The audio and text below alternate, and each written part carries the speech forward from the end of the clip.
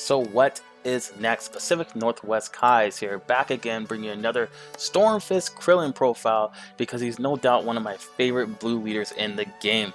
And he has one of the best self-awakening skills out there. When he attacks a leader card, unfortunately it doesn't have to be a leader card, but when he attacks a leader card, you get to take one card from his life and then draws one card. So he gets +2 on his unawakened side. When he does awaken at 4 life or less, you can untap 1 energy, unfortunately just 1 energy, and flip this card over. But on his awakened side, this is really comes clutch. When he attacks any card this time, doesn't have to be a leader, he gets to draw 1 card, and plus at the end of his turn, you get to draw another card. And he does have an activate main. When you drop 1 card from your hand to the drop area, you get 5k attack power plus critical. So it's really good. He can apply that pressure onto anybody, any leader, any battle card, and just give it and make them force your opponent to out combo or not take that critical to your life, because that is really crucial in this game at this point. Then we're going to start off with the main staple: counter negate, sparking negate, dimension magic. If you don't have this card, if you're running blue, I mean, it's your choice. I'm just saying it's really good. If your leader card is blue, negate the attack, then choose up to 2 of your blue energies and switch them to active mode. They don't have to be mono blue, you can be any blue. I'm playing just mono blue build, but you can play anything you want. It does have a permanent sparking 5, like I was saying. If you have 5 or more cards in your drop area, you can activate this skill by taking 1 card from your life and add it to your hand. So you get a +2 blue. And then you have Mai here as well from the new Series 10. When you play this card, you look at the top 5 cards from the top of your deck. Add 1 blue unison card with a specified cost of 2 or 1 blue Trunks feature card among them, and add it to your hand and shuffle your deck.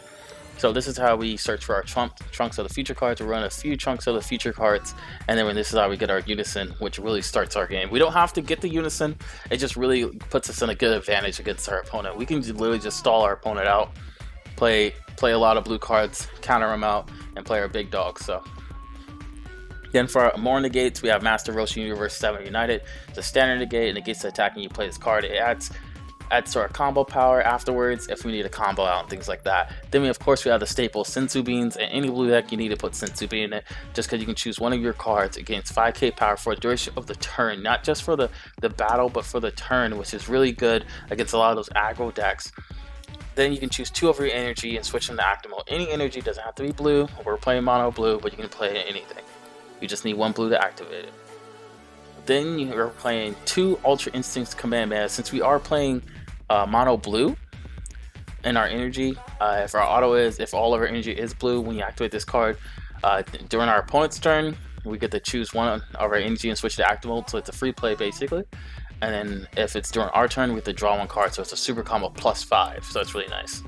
Because if your leader card is blue, you choose 1 of your leader cards or battle cards, and it gets 15k power for a duration of the battle. So it's activate battle, and you just kind of out combo your opponent with 1 card, which is nice. Then for our newer Series 10 card, we have God Slicing Black Kamehameha. It's a counterplay card if you have a blue unison card in play. So you have to have a blue unison card to use this, which is a drawback. But I mean, it's like I said, you want to try to get that unison out as fast as you can, but it's not necessary, just because this is the only card, or the only cards that actually require unison in the battle area. So then you want to draw 1 card, and if the battle card is the battle card being played has a cost of 4 or less, it's placed at the bottom of the deck instead of being played. So it's not just returned to your hand like the other cards we had, unfortunately, but it goes to the bottom of the deck. So you're not going to see that card for a while unless you're shuffling the deck a lot. And then it's permanent. If all our energy is mono blue, we can activate this counter skill from your hand, our hand, without paying the energy cost by choosing 2 cards from our hand and discarding them. And that sounds like pretty bad, but since Krillin draws a lot, it's actually not a big deal for us. And then for a super combo, we're running the standard North Kai, keeping watch, because we go down to 4 life pretty fast when we combo this card with this card. If our leader card is blue, 4 or less, our leader card is blue and we have a life of 4 or less, we draw 1 card. So it's pretty standard. It's a 10k combo. Then for one of our boss cards, we're playing Abanu after Slash. This card is really good. Just apply that pressure on your opponent. If they're playing a stall game or they try to blitz you or anything like that, you can come back and bring the heat. Its permanent is if an after image token isn't playing your battle area, this card can't be KO'd. You might think, well, how am I going to get those after image tokens? Well, The card has deflect, so it's not going to get stopped, because when you play this card, you play 3 after image tokens, and after image tokens have 50k power, 0 combo cost, and 5k combo power. So it's your choice how you want to use them. You want to attack with them with 15k, put that pressure on your opponent, or you can use them for combo power just to survive another turn. Either way, your Omni's not going anywhere until they KO those tokens. Then you have a nice activate main skill. Once per turn, your opponent reveals the top card of their deck, and if it's a battle card at the start of your opponent's next main phase, you choose one of your blue energy and switch it to active mode. Again, it doesn't have to be mono blue, it can be any blue. We're playing mono blue though. So, and then the best part about that, they get to shuffle the deck afterwards, so you don't really get to know what you're going to draw next. And then we have Photon Wave. I know most people don't really play this card, but I play because a lot of people like to build a board up, their battle area up with lots of little itty bitty guys and things like that, try to out combo you, or they'll just try to stall you out with aggression. There's a lot of new decks out there that like want to beat you down with aggression, and I like to draw one card, then choose all of your opponent's battle cards and return them to their hands. I wish it was turn of the deck, but I guess that would be too powerful. But you do get the net 1 card. It does cost 4 energy, unfortunately, but you choose all their cards, no limitations, anything like that. You can't get past barrier, obviously, because it says choose, but anything outside of that goes straight through your hand, no matter what the energy cost of the card is. Now, another one of our boss cards is SS Trunks for a Brighter Future. And the best thing about Trunks, if you have a blue Unison card in play, we can reduce the cost of this card in your hand by 2. That's a permanent right there. But it does have a unique skill, so you can only play one of these at a time. Like, you only have one in the battle area at a time, so that's unfortunate. But for our leader card, it's a blue Trunks, which is not at the end of your opponent's turn. We have to draw one, but we're not playing that. Obviously, we got our man Krillin, so we get to draw it end of our turn, so we're fine with that. But the reason why this is one of our boss cards is because it has to activate battle. The activate battle is we play 2 blue energy, and this card gets 10k power and triple strike for the battle. That is really good. So even if like we play this card and we attacked or we didn't attack, we can still use this on our opponent's turn just to survive for at least one more turn to try to use it against them again, you know, things like that. So that's really good.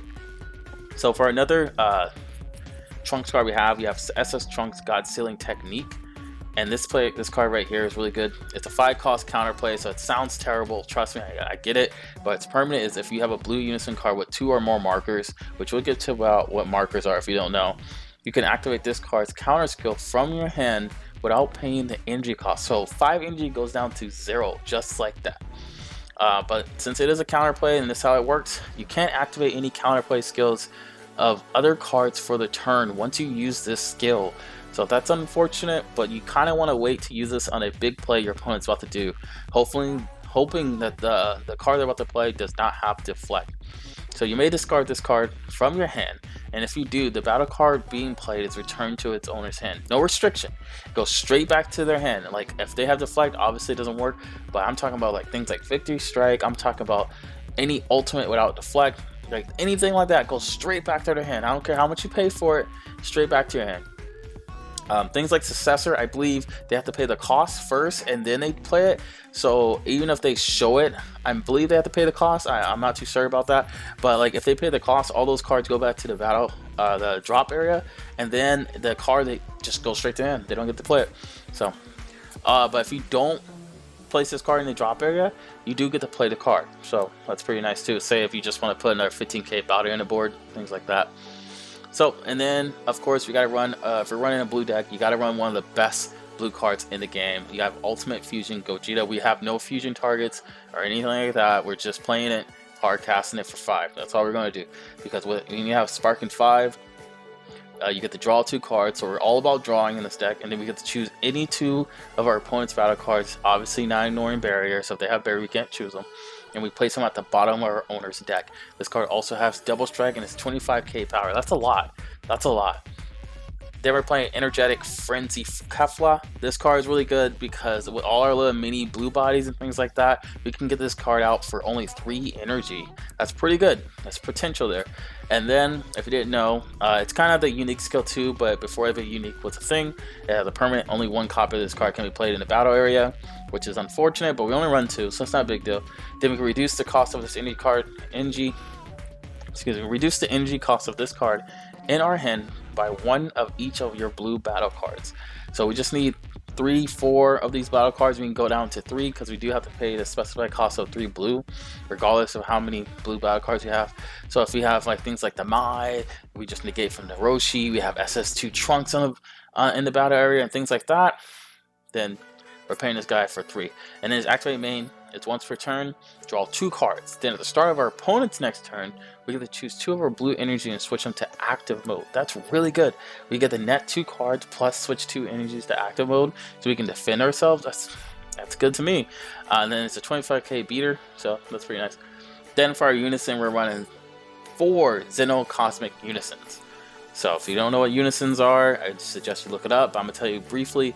So real quick, unisons are not battle cards, they're not leader cards, they're unison cards that are pretty much unaffected by anything else that kind of targets them, unless it says target a unison card specifically or a card in general.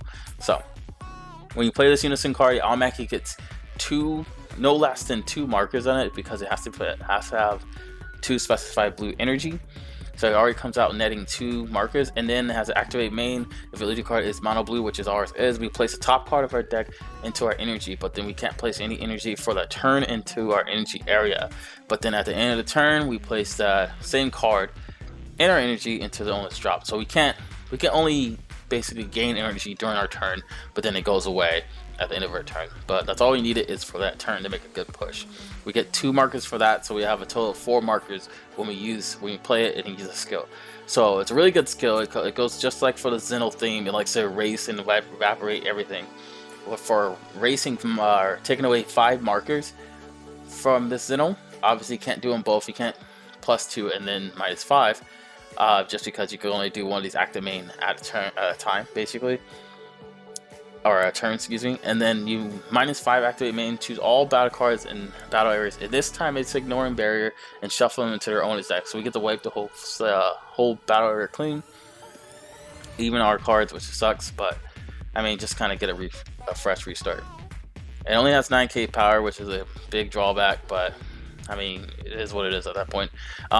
If you didn't know, if the unison cards don't have a defense step, so if they do attack your unison card, you can't defend it, and like I said, 9k power can kind of get trampled over anything. But if you're running any kind of deck and you're afraid of hand destruction, you gotta run your Great Ape Son Goku Saiyan Instincts. It's kind of a must, unfortunately. They're really expensive cards. There's no substitute about it. Like if you don't have this in your deck, then you're pretty much you're already gonna automatically give up and say I'm gonna lose to hand destruction, unless you're going complete aggro. This is the only thing that stops hand destruction. Like, we do draw a lot, don't get me wrong. In this deck you draw so much, but this is just in case, because you don't want to give away all your combo pieces. Like, you want to have something to give away because they're gonna be eating your hand. Hand destruction is pretty bad. It's pretty bad. It's poison. It's poison. So we have Great Ape Son Goku, which is when this card is in the drop area, we send it to the warp, we draw 2 cards. As easy as that. Pay 2 energy, but we don't really care so much about energy in this because we can untap so easily in this deck, just because that's what blue is all about. And then we have 4 Dark Power Mass Saiyan, and let me tell you why we have 4. There's so much free playing in this game now. It's too much free playing in this game that not having Dark Power Mass Saiyan as just a deterrent in the deck, just to push away like the new decks that are coming out right now, the old decks like Jiren, things like that, that just play bodies after body after body, things like that. You just want to kind of stop it, so slow it down just a little bit, because for this deck you need to be able to get to at least a minimum 3-4 energy, especially to go off. Like, you can just obviously you need 2 for the SS Trunks, but you can't play turn 2 because you need the Xenon in play, so you can play SS2 Trunks Brighter Future on turn 3 at least. But you definitely want that 4 energy to get that opportunity out, that 4 energy to get that ultimate fusion ready with the Xeno, the 4 energy to really utilize that energetic Frieza Kefla, things like that. So you get 4 of these guys just to kind of stall your opponent so they can't just beat you down with like free plays and things like that. And it's a good self-awakener too, just to kind of awaken as fast as we can, because that's kind of what we want to do with Krillin. Like, it may look like we don't want to awaken because we get way more cards if we don't awaken and we take our lives ourselves, but your opponent's going to beat you down before you can try to net out that. So you want to kind of stop your opponent with a 15k, put the pressure on them and things, and just kind of make it work. So with this auto, as when When you attack with this card, you may add 1 card from your life to your hand. If you do, this card gets 10k power for a duration turn. It's only 5k, so it brings it up to 15. But the other auto with this card, which is really good, which was why we play this card, is when your opponent plays a battle card with 15k power or less using a non-keyword skill, your opponent chooses 2 cards from their hand and places it in a drop area. Non-keyword skill is pretty much anything that's not red or green. Anything that's not red or green, non-keyword. Simple as that. If it uses the activate main to play a skill or play a battle card that's 15k or less, don't matter what the level is, 15k or less power, they drop 2 cards. If they use an auto to play another battle card, they drop 2 cards. Like, just remember, if it's 15k or less, look at it, how was it played, drop 2 cards. Simple as that.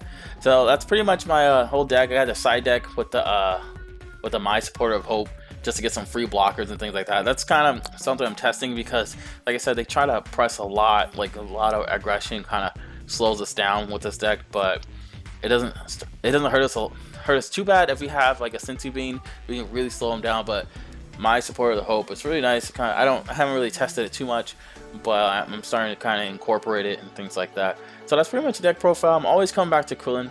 Like I said, he's one of my favorite. I like to revamp these older profiles and things like that.